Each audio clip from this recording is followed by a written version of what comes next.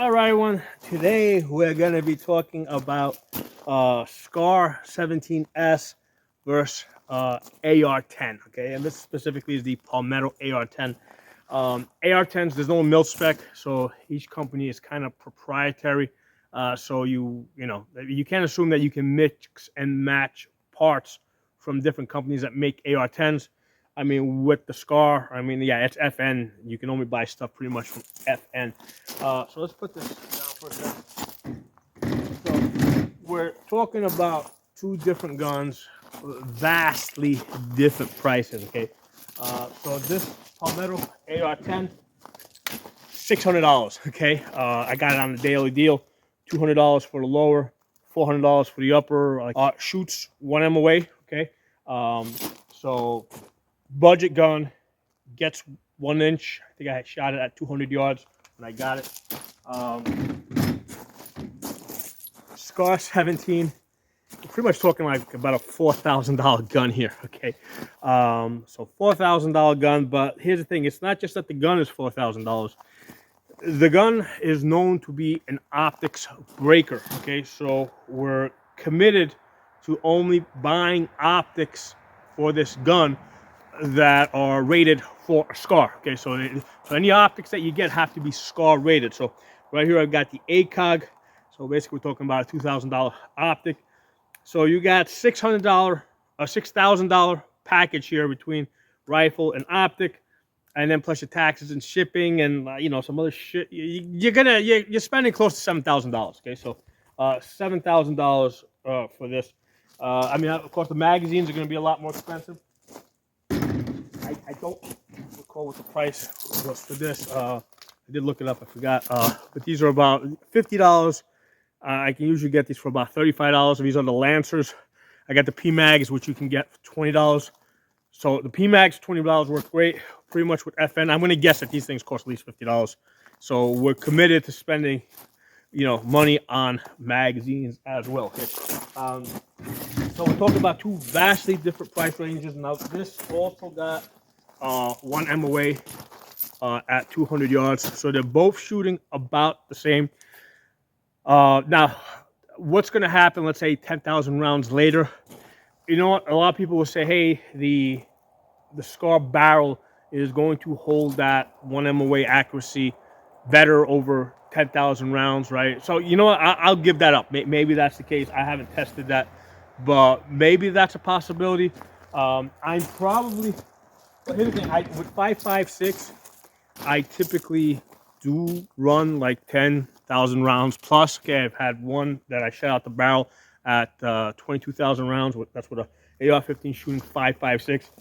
With 308, 7.62 by 5.1, you're generally not going to be running up those high round counts. Okay, so it is highly unlikely, with not just the price of 308 ammunition, but also the beating that it takes on your body. Okay, between the recoil and just the loud sounds, I pretty much have to double up on my ear protection. I can get away with just using the earmuffs, but what happens is if I just use the earmuffs and not the not the little cushions on the inside, what happens is at the end of the day, I end up with a headache. Okay, so you have to double up on your ear protection. What I'll also do is I'll also take off my hat if I'm wearing one, because what happens is with the earmuffs, you get leakage around the edge. Okay, so I do everything. I try to minimize the sound. Okay, because 308's loud, especially in the 16-inch barrel. All right, so I wanted to kind of get the cost out of the way. All right, so yeah, we're dealing with two guns here, vastly different price. I wanted to briefly mention the optics. With the SCAR, we're committed to a very expensive optic on the rifle, whereas with AR-10 we can get away with cheaper stuff. We're going to talk a little bit about the why in a minute. I want to talk a little bit about weight, okay? Because one of the great things about the SCAR is, without the optic on here, this is an 8-pound gun, whereas this AR-10, without any optics mounted on here, this is 8.5 pounds. So we're talking about an extra ½ pound without any optics on here. So what I want to do, what I've been doing, is I'll take both of these and I'll do like forearm curls to see which one gets tied first. Does that half pound make it? Now, obviously, I've tried to. That's got the ACOG. That's when I got the scope and the magnifier on it to try to even out the weight. I didn't measure it, but just rocking this thing back and forth right now. I'm going. I really can't tell the difference. Okay. I could tell the difference when I had the 20-inch barrel, right? I have a 20-inch upper that I put on here, but when I got 216s, Scar versus the AR-10, as far as weight, I'm not really feeling the difference. Okay. So and that is one of the selling points of the Scar, that it is light. Okay, but on the AR-10 with the rails, and here's the thing, we can get even lighter on this by getting because this is a 15-inch rail. It came with it. I would have opted for like a 12 or a 13-inch rail that came up short, because normally I grab it right here. This is where I normally hold it. So I could afford to give up this much rail and I would be good with it. Likewise, on the Scar, this section of rail here is also removable. Okay. Now, the way this works is because the top is kind of like monolithic, right? Because on the AR-15, basically the upper stops here, and then everything forward is rail. This one is upper from here going all the way to here. This is all rail. Okay. So this section here, right, forward of the flip-up sight, which is integral, it's built into the rifle. Okay, so this section here is removable, but this section here comes all the way back here. So we would have to, if we were to remove this, we would have to get a section here to fill it in, just so it could be a little bit comfortable. So normally this section over here, like if we were talking AR-10, yeah, we'd be talking, okay, fine, we're going to spend whatever, an extra $10. Because we got to go back to FN, right? We're probably talking like $50 to $100 for this little section here. Okay, now one of the things that you'll notice here, this is key mod. So I know the military switched over to M-LOK at the time that this rifle was put together. I guess it was several years back. It could have gone either way. Okay, so this has M-LOK on it. It looks like it also has some. It's got key mod, but it looks like it also has some M-LOK on the sides over here. So it's got a combination of both M-LOK and key mod, key lock. Okay, so that's interesting. Okay, and then it's got the Picatinny going all the way over here. So yeah, we could also lighten this by removing this and then filling this in, and so we can do the same thing on both of them, right? We could remove this section over here. Now, this is a piston-driven system, so there's a little bit there's a piston here, and of course there's the gas valve up here. Like if we were comparing AR-15s, we would say that, yeah, that piston is adding extra weight. But the thing is, the AR-10 over here has an adjustable gas block. It doesn't look like it's really that big, but the point is, I don't think that the piston on the Scar is really adding that much weight. Okay, so that's why I'm really not feeling the difference. When I was doing those forearm curls with these two rifles. Okay, so let's talk. We started at the front. Let's stick at the front now. So let's talk muzzle device. This has the standard bird cage. This one over here has a muzzle brake.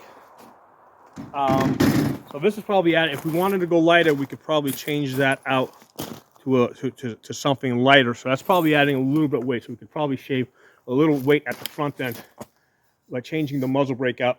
One of the things I'm not sure. I had both of these rifles out for the 1,000-yard range. With both of them at 550 yards, I could shoot the targets, which were about half the size of a man.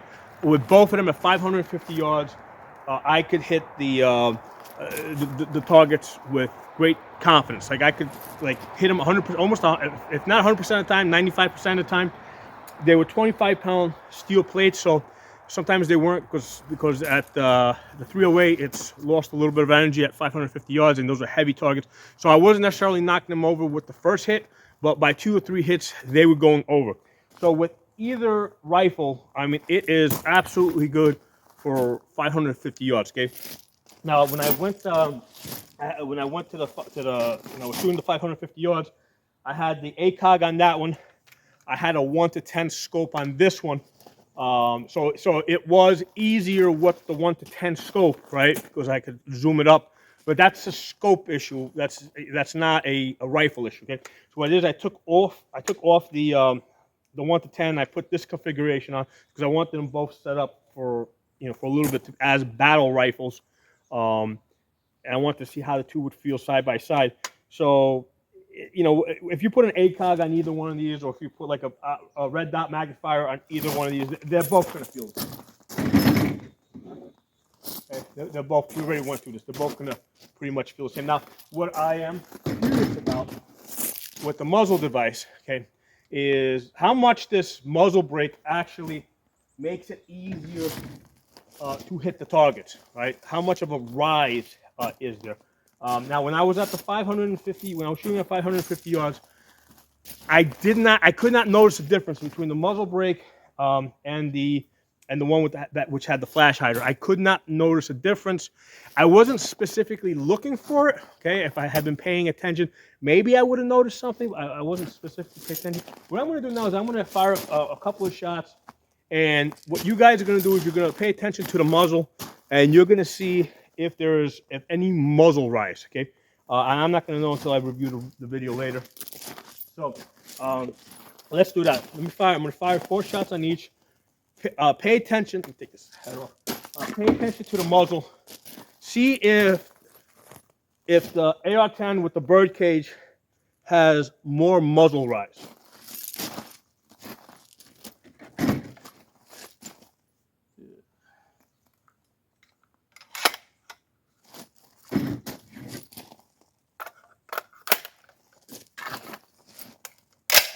Okay, I'm going to be shooting in this direction here so you guys can see the muzzle better, okay?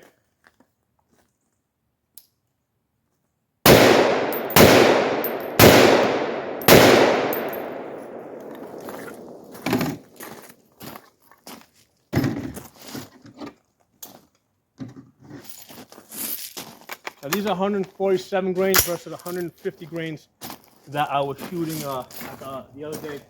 They are a little bit softer. Let's try this one.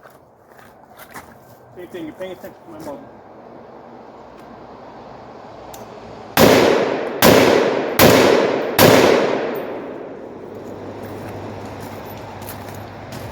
I mean, as far as the gun lifting and having it come back on target, I mean, me actually shooting it, I couldn't feel anything. Okay? I could not feel any difference while I was shooting it. Now, as far as felt recoil, with the 147 grains, which is a little bit has a little bit less energy, right?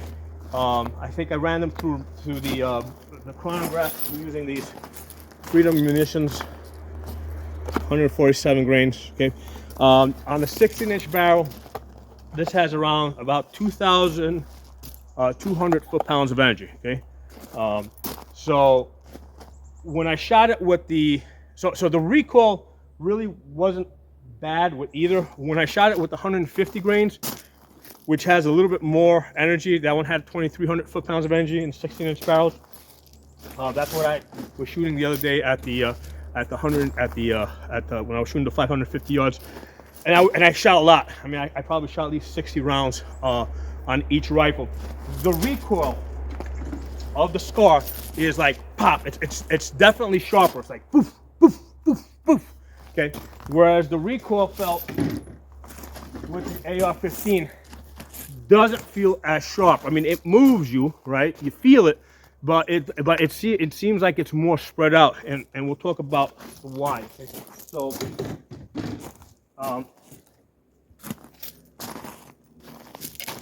charging handles on this side. So I'm gonna hold the charging handle here, right? So you can see with this charging handle, just using my one finger here, you can see how easily there's like almost no resistance.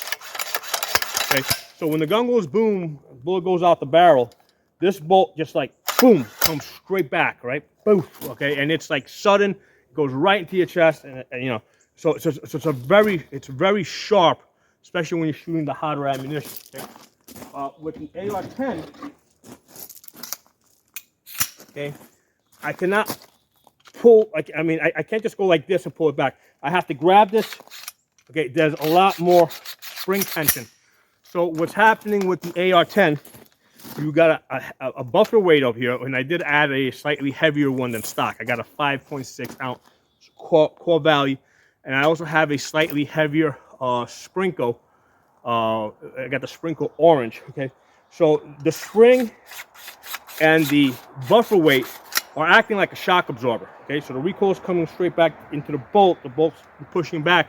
So this is picking up a lot of that recoil. Now, what's also happening is because you've got this heavy spring that's coming all the way back, when this goes forward, it's also driving that bolt forward with more force, okay? So you're getting like a soft pushback, but then the bolt also, as it goes forward, it also goes forward a little bit. Okay, so there's force going both ways, right? So with the when I'm shooting the SCAR, it's really sudden, straight to the back, really fast, really sharp, and when it goes forward, I you know, like I don't feel anything. Okay, so the recoil is going to be felt very differently, and that has to do with just the recoil springs. Okay, that one's got a much stiffer one. It's got a buffer weight. It's absorbing the recoil and it's spreading it out, even though it's shooting the same ammunition. So the pressure back, right, or the force, the rearward pressure from the same ammunition is going to feel exactly the same. The gun absorbs it differently and it passes it on to you a little bit differently. Okay, so SCAR, very sharp versus the AR-15, a little bit more spread out, especially if you've added a heavier spring. Now, can you add a heavier recoil spring to the SCAR? I'm sure you can. I'm sure they do sell them. But again, I mean, you probably gotta, you know, there's probably only so many companies that make aftermarket parts for the SCAR. Okay, so you're probably looking at paying big money to soften up that recoil. Now, let's talk about the gas. Both of these guns have adjustable gas valves, which is a very good way to cushion the recoil, right? You want, if less gas comes into the system, you know, you're going to get less recoil. So this Palmetto AR-10 has something like 50. They say 17 adjustable gas positions. It's really more like 15. Did another video on that. Hold on, let me get you guys the Allen key. So you've got this Allen key. You got to put down in there, and you got to turn it to adjust it. Really easy. And here's the thing, it's got 15 solid clicks. I'm usually working somewhere between 1 and 5. Okay, I'm only using the first 5. First one's supposed to be for using the gun suppressed. So it's either 1, or if it's really hot ammo, maybe I'll go down to 1, but usually it's either 2 or 3, maybe 4. If you're using like subsonic 308s, then you may have to go up to, you know, like whatever, 10, 12, you know, okay. But you have a lot of adjustable gas positions, but you got to use this Allen key, okay, which means that you have to have this on you. And also, one of the issues that you got to be aware of with these gas valves, because now you got an Allen key going into an Allen screw, you got to be conscious of carbon buildup, okay? Because what you want to do is, after shooting, you want to unscrew the valve a little bit, spray some oil in there, right, so that you break up the carbon buildup, so that your valve doesn't seize up, okay? Because if it seizes up, it can get pretty bad. You can end up stripping either the Allen screw, right, the valve screw, or you're going to end up stripping your Allen key. So that's one of the issues with this type of a system. It's highly adjustable, but you have to maintain it. Now, if it seizes up, all that means is that you're just stuck in that one position that you have, okay? And then if it strips, now you got to change out the gas block. Okay? So let's take a look at this is the stock. Let me flip this up. So you flip up the Okay, so this is the stock gas valve that comes on the FN, because they do have some aftermarket. Oops, camera there. So if you notice here, when it's 12 o'clock there, that's standard. Okay, and then 10 o'clock or 2 o'clock, depending which side, that's supposed to be suppressed. Okay, now if you notice that when I was shooting it before, I had it in the suppressed position. In the suppressed position, okay, you will, I mean, it will still have enough gas to basically cycle and lock back almost any ammunition that you're shooting. Okay, so I definitely advise shooting this at the 2 o'clock position, so that the gun will beat itself up less and you'll have less felt recoil. I don't see any benefit to shooting this in the 12 o'clock position, unless you're shooting like really low power 308s. I mean, basically, you're just beating up the gun a lot more, wearing it down faster. So I keep this. I'm keeping this in the suppressed position. You know, when I shoot it. Okay. Now, they do sell aftermarket valves that you can change out that will have something like 10 or 12 gas positions, which will make the gun more fun to shoot. Okay. It'll be less felt recoil. The gun will beat itself up. But again, now that's something that you got to spend money on. I haven't looked up the price, but I'm sure it's going to be $100+, maybe $200. I mean, it's going to be up there. Okay, I'm just guessing. I didn't look it up. Now, the stock comes with just the 2 positions, right? So remember before I talked about the possibility of carbon buildup. Okay, so if you get like one of the aftermarket ones that have like the the dial that you spin, okay. If there is carbon buildup, you're going to end up with that issue that you can't rotate it, to change it. You won't actually, if you can't rotate it, you might not even be able to get it off. So you have to really maintain it. With this 2 position, right? I mean, this is really meant to be soldier proof, because if this gets, if this seizes up, well, you just take a freaking hammer or something, or some type of a tool, and you just hammer it, and it's going to flip it over. Okay, so this 2 position is probably a better choice for a combat rifle. Okay, so this is an important difference here.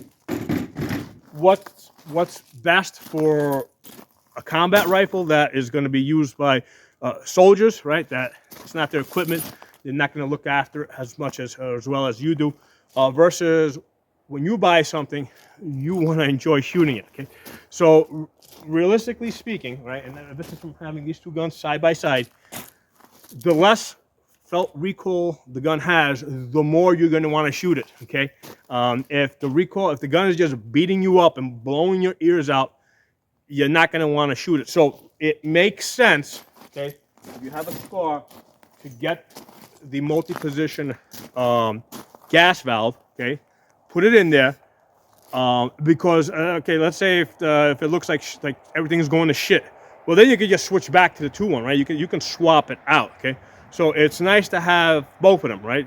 I mean, I see the point of having the 2 position only, right? But then I also see the point of buying the aftermarket one that has like 10 or 12 positions, so that you can enjoy shooting the gun more, and you'll want to practice more with the gun. You'll want to shoot it more often. Okay, so that's something where, I mean, it's a real thing, right? You can't just say, be a man, suck it up and take the recoil.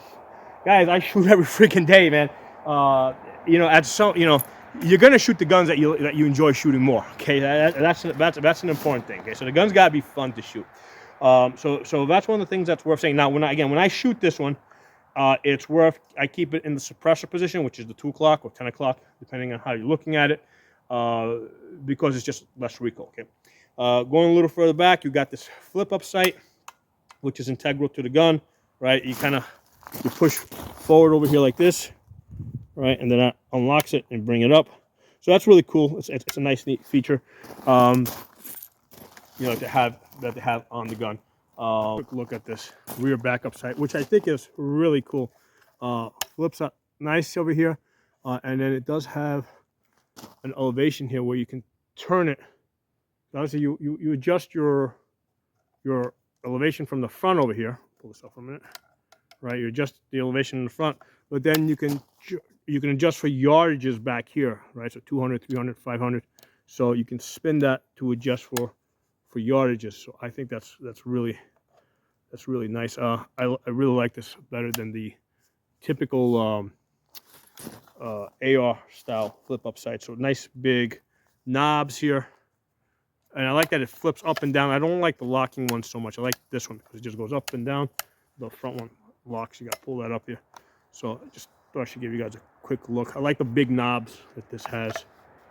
The big knobs are nice, so you can quickly and easily adjust. Going further back, I mean, we talked about this. The rail here, it's from this point back, it's one piece, comes all the way back. Let's talk about charging handle. Okay, there's a big thing. The charging handle is reversible. Okay, now one of the issues with the charging handle is that it sits really high. Okay, and if you have any larger scope than this or thicker scope, it's gonna hit it. Okay, now the stock mounts on the ACOG are, you got these Frankenstein bolts over here. So when I tried putting this charging handle on this side, it was interfering with these bolts. Basically, my hand was hitting the bolts, which is the reason why I had to put it on the left side. Okay, so right away, even with the ACOG, we have this issue where now I got to put the charging handle has to be on the left side, which is not where I would prefer it. I would prefer it on the other side. Now, I do have options, like for example, you can change out the ACOG mount, or I can reverse it, okay, which is something that might happen.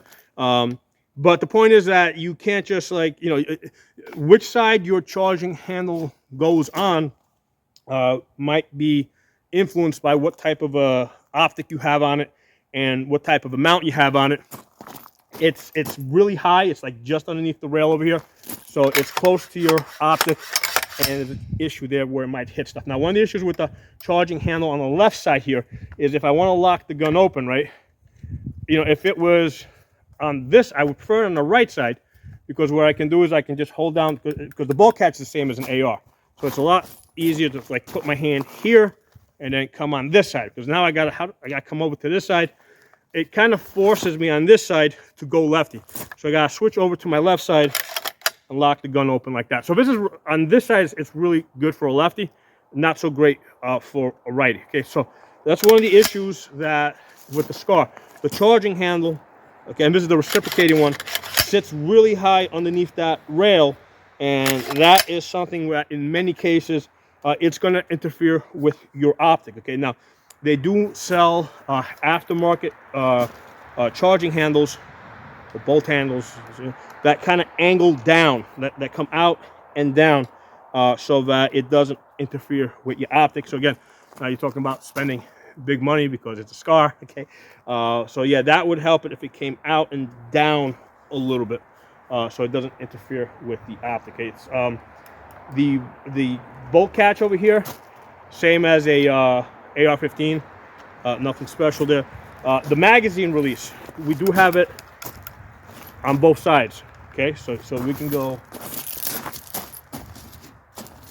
so you can go standard AR-15 release there, or you can go on this side as a lefty, release there. So it does have an ambidextrous magazine release. Okay, the safety. Okay, the safety is, even though it looks like an AR-15, it's kind of in the same position. It's a little bit shorter. A lot of times I find myself like reaching for it. It just like I'm trying to push up on it now. Like I'm almost forced to come on this side and push up on this side. So as opposed to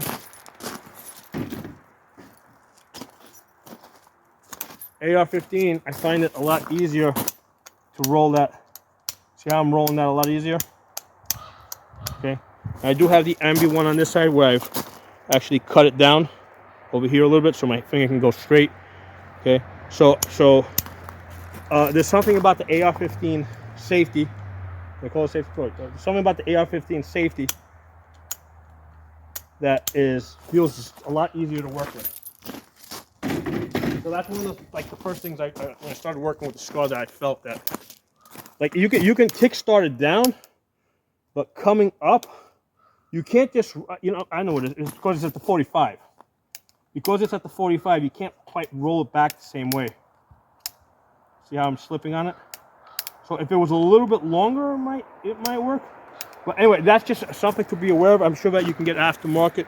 There's aftermarket choices for this, and it's the short one on the other side is like really short. So not that big of a deal. You can get used to it, but just know that as you go from AR-15 or AR-10 to SCAR, this even though the safety is in the same position, it's going to feel a little bit different to you. Okay, it's going to feel a little bit weird. The trigger guard has the flat one.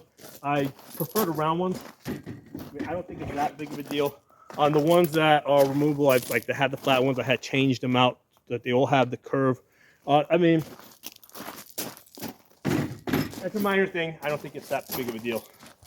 But you know, I mean, I kind of like the roundish ones. The grip that looks like it's Magpul compatible. That looks like the same A2 grip. All right, let's talk about. You do have these nice two places here where you can mount the sling here. You also have it up here. So they got some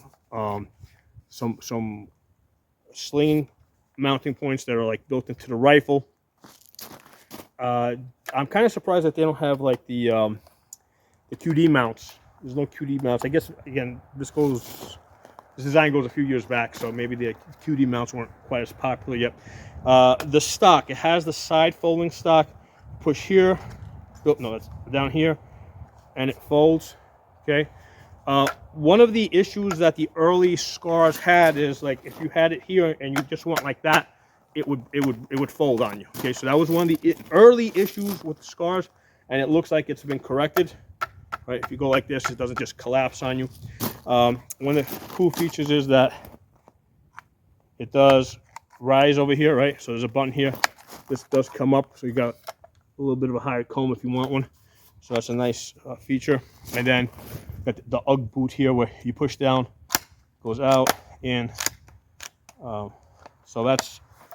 So I mean, these things are like, definitely like SCAR. I mean, this stock makes the SCAR stand out more than anything. Okay. So how do I like it? I mean, I love it. I mean, I think it's a great gun. I like it. Do I like it? Now, here's the thing. Do I like it? $4,000. Well, it's $4,000 plus we're committed to the $6,000 scope. Do I like it? $6,000? No, I don't think I like it that much. Okay. I hope that the patent on the SCAR expires soon. Okay, and Palmetto starts cranking out some SCAR clones. Okay, that's what I would really like. And at that point, I think I would definitely recommend everybody have one. Okay, because it is very nice. I like it. This is probably like one of the. This is the only rifle so far, right, that I have come across where I'm like, yeah, like get this. This is a good choice. Because there are other stuff. Because normally I'm like, yeah, go AR-15, go AR-10. Usually I tell people to stick with the AR platform, go to AR-9. And I kind of like the fact that, like, if you practice on an AR-9, everything is compatible. Like it's very similar to an AR-15. If you practice with an AR-15, it's very similar to an AR-10. So I usually tell people to stick to ARs and Glocks for that matter. And the reason why, part of the reason for that is because, proven reliability, easy to get aftermarket parts, okay? Easy to fix the guns yourself if they break, okay?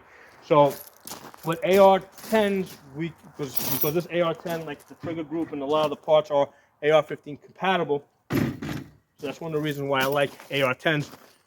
With the SCAR, I mean, everything is SCAR, man. Everything is FN. Like the trigger group, everything. I mean, there's probably a few companies out there that might make some aftermarket stuff, but there's not too many of them, so you don't have as many choices. But that said, the SCAR is like the only gun where it's like, okay, I really can't wait until this the patent expires on this, because I definitely want to get a few of these, okay? Because it's a really nice gun. It is a really nice gun. I would definitely start messing around at some point with a heavier recoil spring to see if. To try to like soften up that recoil and also get an adjustable or gas valve that has more adjustable gas position. So those are the two things, like three things actually. I would adjustable gas valve that has more positions, charging handle that's that basically curves down a little bit so it doesn't interfere with my optics as much. I might want to look at some other safety switches to see if there's one that just is more like my AR-15, AR-10. Because this one's just, you know, maybe a little bit longer. Maybe I think it might just be an issue of it because it's in the same position. So I think it's just a question of it being a little bit shorter, a little bit thinner. So that's you know, I might look at changing that out. Trigger. I was shooting this. Let me see. I didn't feel like it's. I mean, it's a stock mil spec trigger. It's not harsh. It's nice. Like I was shooting at 550 yards, taking accurate shots. Like I felt good. So I wouldn't necessarily change the trigger. I think that's pretty good. Let me do this. Let me give you guys a look inside the rifle. Let me pause the camera, bring it a little bit closer. All right, so takedown on this. Instead of having 2 pins on this, you just have 1. So you push that pin up on this side, pull that out, and then what you do is you just push the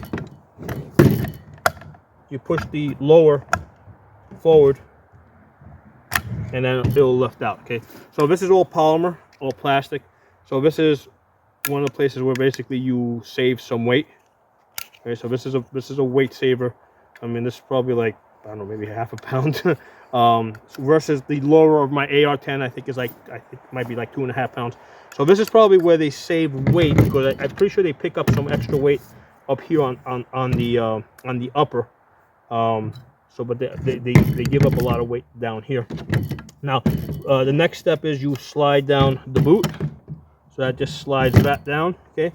And then back here, that's your end plate. You push down, then you push on the charging handle here. There it goes.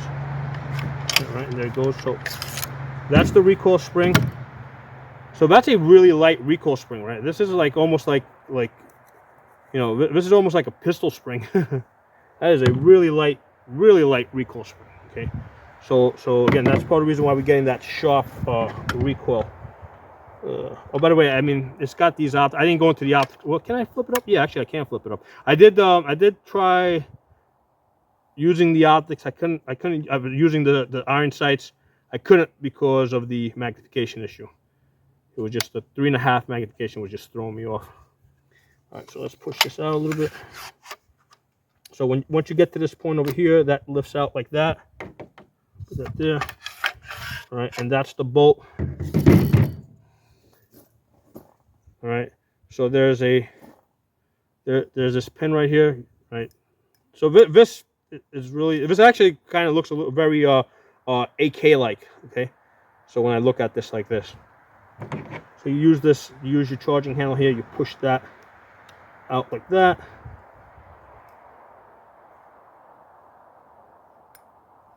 The firing pin comes out. Oops, let's lose that piece. Okay. That was the bolt cam, and there's the bolt. Okay. So, I mean, once you get down to the bolt, it's going to look very AR-15-like as far as the way the bolt. So let's drop this guy in there.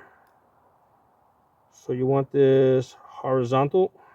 Yeah, horizontal. So you get the hole, right?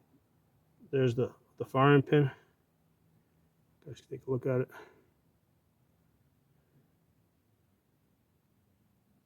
So it's very distinctive because it's got, show that like that, right? And then take this piece,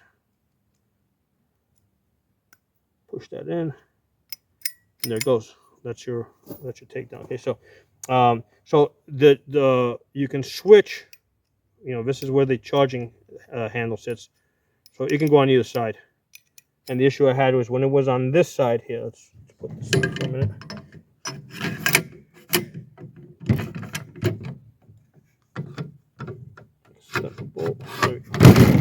Okay, so when it's on this side, you can see how my hand and these Frankenstein bolts here are interfering with each other. So the solution, I think, would be to just reverse these to the other side.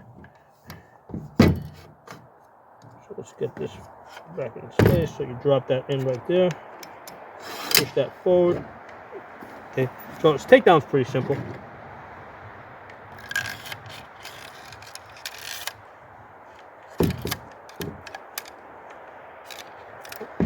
That position.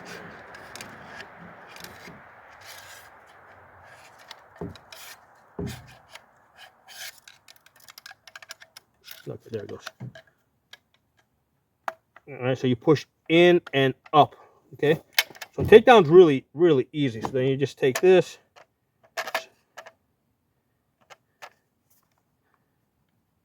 By the way, I didn't get into taking apart the gas valve. I don't want to do that outdoors. So we're not going to get into that. So then you just slide this. Okay, so that slides up like that. And then, yeah, I can't get over how light this thing is. So basically, put that, you back first, then push it back, and then push down, and then that's it. Really easy. So yeah, I forgot that this was a 45 degrees. That's probably one of the things that's like messing me up because I'm used to the 9 degrees, which rolls all the way down. So yeah, I prefer the 9 degree versus the 45 degree.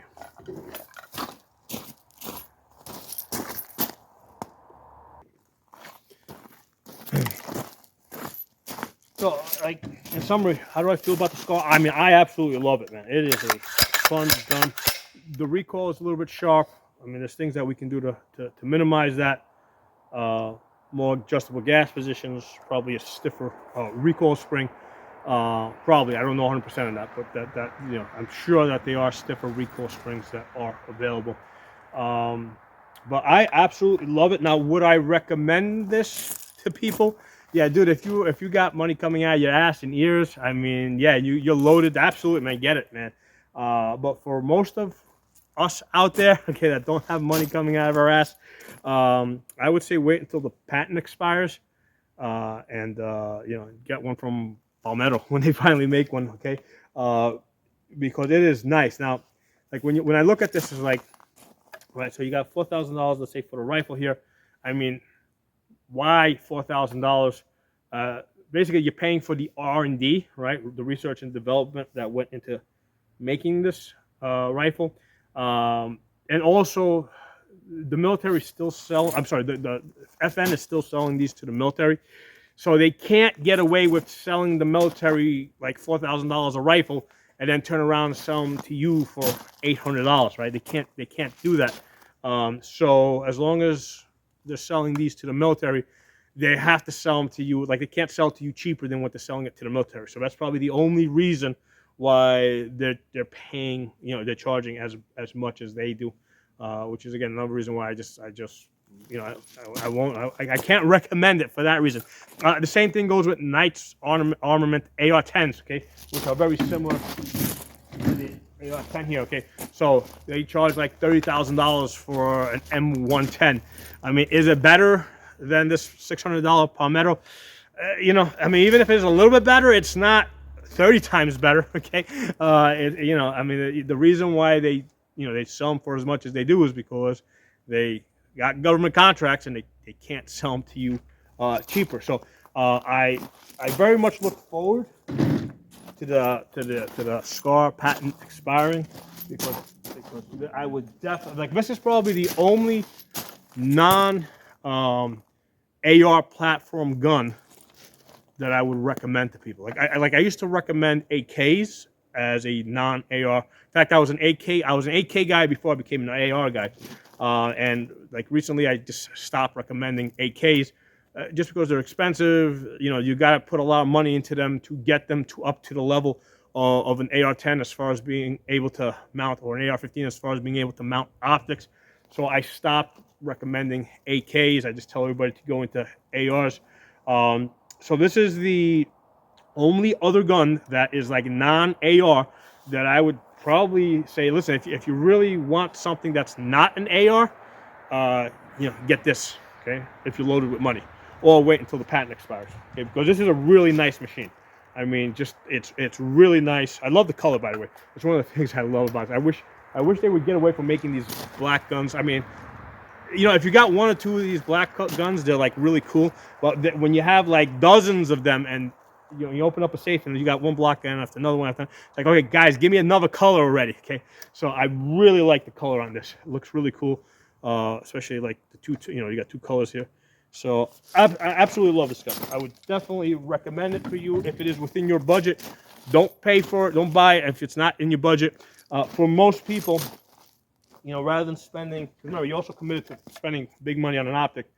Rather than spending $6,000 to $7,000 on this, I will recommend to people, you know, spend $600-700 on this, and then get $4,000 in ammunition and training, and also range time, right? Because a lot of times going to the range, you know, like take extra days off from work, right? That can be part of that money, right? So instead you're making less money at work, let's say, because you're spending more days at the range.